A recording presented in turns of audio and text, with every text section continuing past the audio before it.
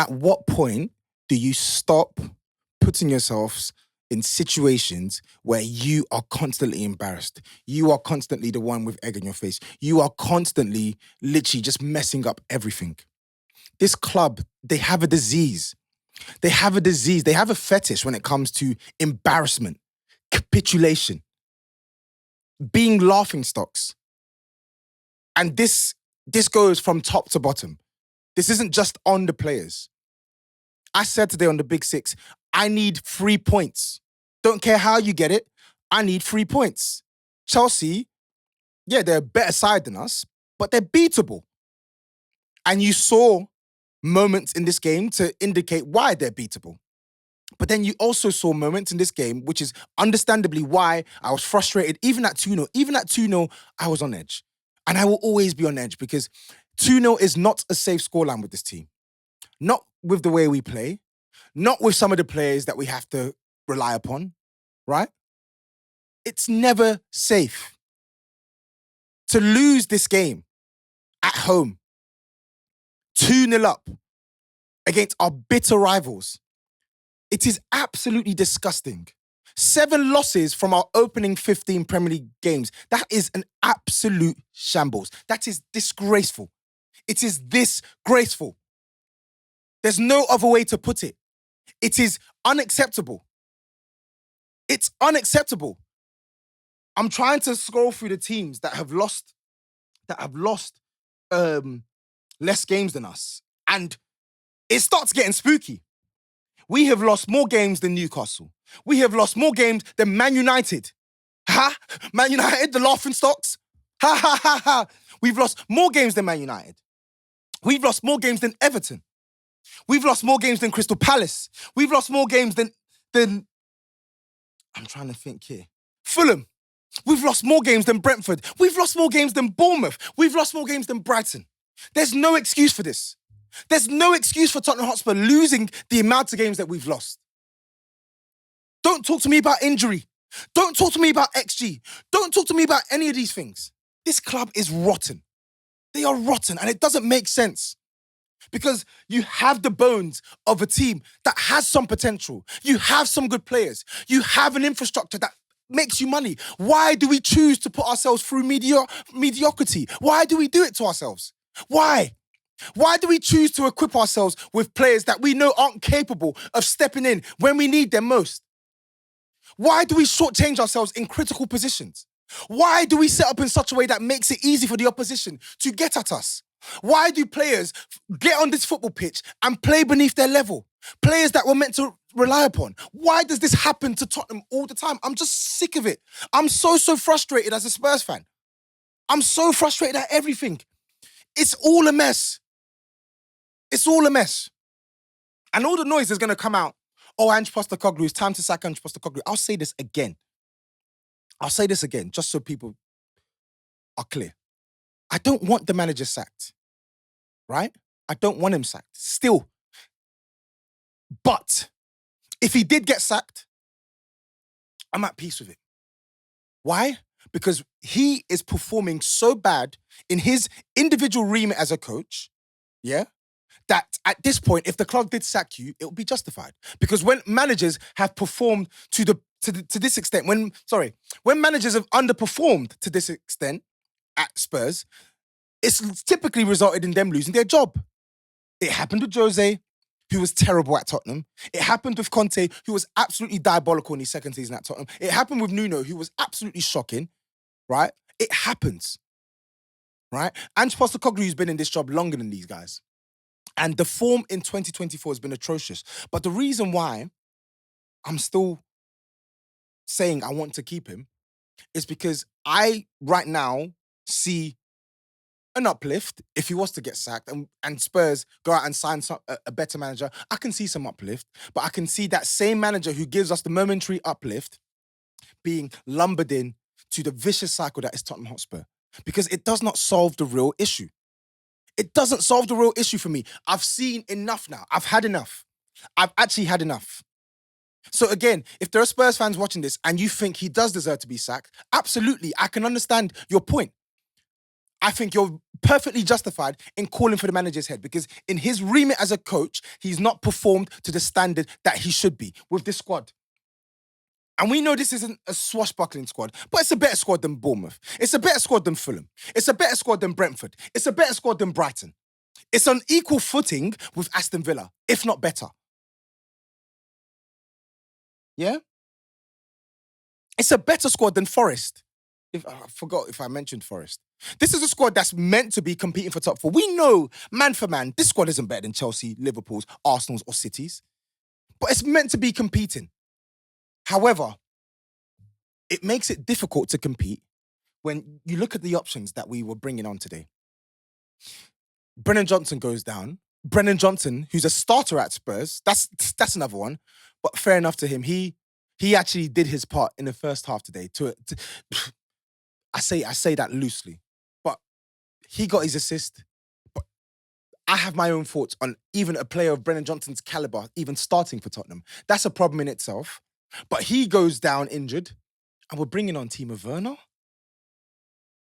That's who we have to bring on. That's who we have to bring on. And even if we had players fit, we're bringing on Odebe, a 19-year-old who's raw, if he was fit. We had to bring in an 18-year-old CDM because of injuries to play him at centre-back. We're bringing on an 18-year-old kid from Sweden to come on in place of Bissouma when we're trying to chase a game. 3-2 down or 4-2 down, whatever the score was at that point in time. The team is a reflection of the ownership, as far as I'm concerned. It is a reflection of the ownership, right? You spend money, a sizable amount of money, on players with no real and consistent thinking for what will benefit the manager the most right now. That is a constant theme at Tottenham. Everything is engineered to be you have to wait until 2 years' time to see this materialize. Oh, you have to wait until this piece and this piece and this piece to see this materialize. I'm done waiting. I am done waiting. I don't know about others, so I'm only going to speak for myself. I'm done waiting. I've been done waiting for years, bro. And no team has a right to demand success. I don't demand success. I don't demand success. What I demand is a club that are actually going to be competitive to the point where they actually want to put themselves in the position to try and succeed. That's what I demand. That is what I demand. And that's what we don't get. So that's why I'm so torn on this Ange thing. Because, as I said, in black and white, he deserves to lose his job. Absolutely. He deserves to lose his job. But him losing his job does not fix Tottenham. We get a couple more points. We make a run at top four, maybe. Then the summer transfer window comes and we get the same type of signings. 40 million on a B grade player instead of 60 million on an A grade player. Right? B grade player on 90 bags a week versus A grade player on 180 bags a week. It's going to be the same shit over and over and over again. I'm just fed up of it. And I also think with Ange Postecoglou, this is what I don't understand with this guy, because I'm actually going to go into the game now, right? Because I don't understand why he's so poor and inconsistent in the way in which he coaches Tottenham. Because your way of playing got the team into a good position early on in the game. High press, forcing uncharacteristically bad situations for Chelsea. Don't get me wrong, we had our leg up. Like Kukurea slipping for the first goal.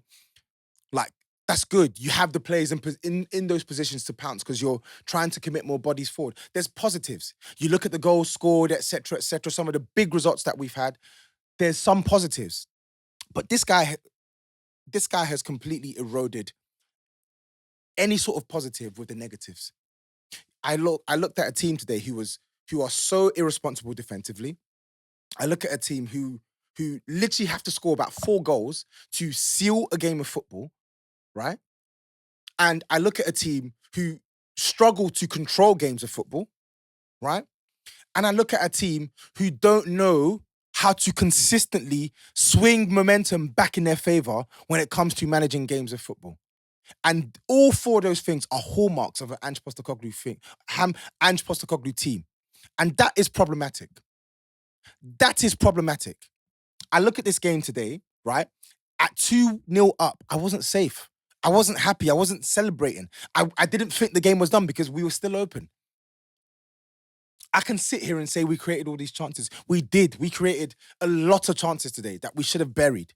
Solanke, right? Son, ×2. Sarr with the header. I can go on about the chances we created today. But fundamentally, you are not coaching this team anywhere near well enough. You're not. You're not coaching this team anywhere near enough. I know he's hamstrung by the likes of Daniel Levy. We've already explained earlier on in this video, this guy is the root of all evil at this damn football club. We can talk about commercial success all we want, but when it comes to bolstering a manager with the necessary players to really be competitive, we struggle. However, there's no way on earth Ange Postecoglou can turn around and tell me, oh, you didn't give me enough to beat Fulham. You didn't give me enough to beat Bournemouth. You didn't give me enough to beat Ipswich. You didn't give me enough to manage this game better today. I'm talking about your individual management. It is poor. His attention for defensive stability is a joke. It's terrible.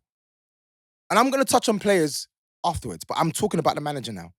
I look at this game. In the first half, we concede a couple minutes before the end. Terribly bad defending, by the way. Terribly bad defending. Yeah. I don't even want to talk about the 2 goals. That's how bad it is. I wanted to come on here, maybe even praise Solanke's movement for the first goal. I thought it was good movement for the first goal. I thought it was being a ruthless bit of play from Brennan Johnson and Rarity. And even the second goal, I thought it was a good finish from Kulusevski. But I don't even care about that because we lost the game 4-2. We lost the game 4-2. 2-0 up at home. Because you can't manage this game properly. You and those players cannot manage this game properly. In the second half, I saw a team who didn't know when to switch off the off button. And what I mean by that is, I saw a team who are just going and going and going, gassing themselves out, trying to press, trying to always go for the transition goal. Try and keep the ball. In the second half, there was a moment where they flashed up a graphic and it said, we had 18% possession to Chelsea's 82. That tells me off the back of the first half, where they kept more of the ball than us, we need to regain control of the ball. We're doing all this running off the ball. Eventually, we're going to tire. We need to get players on this pitch who are actually going to help us keep the ball better. Because Kulusevski was so sloppy today. He scored a very good goal, but this was probably one of his worst games in possession in terms of decision-making, finding right passes. I don't even want to look at his pass accuracy. The same for Sarr. I thought both Kulusevski and Sarr very, very irresponsible in possession, very, very sloppy. It's just an all-round game. They look tired to me. But they were not good today. And the team was suffering because of it, because we were struggling to gain control in the midfield. You've got a player like James Maddison on the bench, who is literally a specialist at getting the ball, receiving it under pressure, absorbing pressure, and keeping the game ticking. And then still being able to give you that attacking thrust you need at the top end of the pitch. And I see Werner come on instead of Johnson. That move right there is textbook Ange Postecoglou. That move right there is why a legion of fans want him gone. Because that is the complete opposite thing to do. You have to try and manage the game better. You have to. Especially against a team with the player quality that they have, because they'll pick us off. I want to come in here and scream at Bissouma for being so reckless in the box, because that's daft. It's daft. But again, we're inviting too much pressure on ourselves because we can't control the game of football. I want to scream at Sarr for giving away cheap fouls. Again, giving away a penalty. Poor game. But again, it's a symptom of Spurs not being able to control a game of football. And I know that it's difficult against a team with Enzo, with Lavia, with Caicedo, with Palmer. I know it's difficult. But at the very least, we need a manager who can actually go in there and try and get this team to control that game better, control the opposition, try and limit the number of dangerous moments they can have. But we don't see any of that. We just see, let's go. Every single pass has to be aimed towards going for goal. Every single passage of play has to be, let's try and engineer a chance here. How about take this thing out of the game? Timo Werner came on the pitch and was basically rendered null and void until Chelsea ended that game as a contest, took their foot off the gas, made some subs, and then Timo Werner got into the game. What was the point? James Maddison was on the pitch for 5-10 minutes. In fact, 10 minutes. And you saw the impact he had. And I'm not doing this as Maddison prop because I know his performances aren't good, but I'm saying this to say that a smarter manager recognizes that the game is slipping away from Spurs' control, despite the chances that we're creating, and does something about it. But Ange doesn't. He doesn't make the obvious sub. And that is why it is so goddamn difficult to defend this guy. Because you can't defend this. You cannot defend what we're seeing from Ange Postecoglou as a manager. What we can defend is the attitude and the top-down management that is pushed onto Ange Postecoglou from you-know-who. Sorry, my wording is wrong there. I said what we can defend is Ange Postecoglou's remit from you-know-who. You know what I meant. But today is another symptom of how badly and inconsistently Ange Postecoglou's managed Spurs. When it's good, it's good. But when it's bad, it's terrible. It's honking. It's a problem. It's a big, big problem for Tottenham. Even if we had the perfect squad, the most ambitious owner, you in your remit as a manager, you're not delivering right now. You're not delivering. But again, it's hard. It's hard to deliver as a coach at Tottenham Hotspur. It really is. It is hard. I want to talk on some of these players. I thought Kulusevski was poor today. I know he scored. I thought he was really poor. I thought Sarr was poor. I thought Basuma was playing well in the first half, but then that is what Basuma does. The guy is just not dependable. Just when you think, okay, cool, you're showing us a little something, he reminds us, you can't rely upon me. You just can't rely on me. You just can't. You can't rely on me. Fraser Forster, he did as well as he could today. He kept us in the game in moments. Big saves. Yeah? It was even Basuma. If I look at the second goal for the equalizer, it was even him that gave away the ball in the lead up to the penalty. We get players back ready to defend the transition, and then he goes to ground like a madman in the box. That is insane. Absolutely insane. And that is what you call capitulation of the highest order. And that's what I noticed with this team. And Ange Postecoglou's side, they capitulate. They will snatch victory. In fact, yeah, they will snatch defeat from the jaws of victory. These are hallmarks of an Ange Postecoglou side. And in fact, it's not even Ange Postecoglou. These are hallmarks of a Daniel Levy Tottenham. I just don't understand it. Just bad, man. Like, I don't even know what more I can say. Ange Postecoglou, the pressure's on. They're going to be calling for his head. And if we sack him and we bring in someone like Areola, I wouldn't be mad at that either. But in all honesty, what is it going to change in the long term?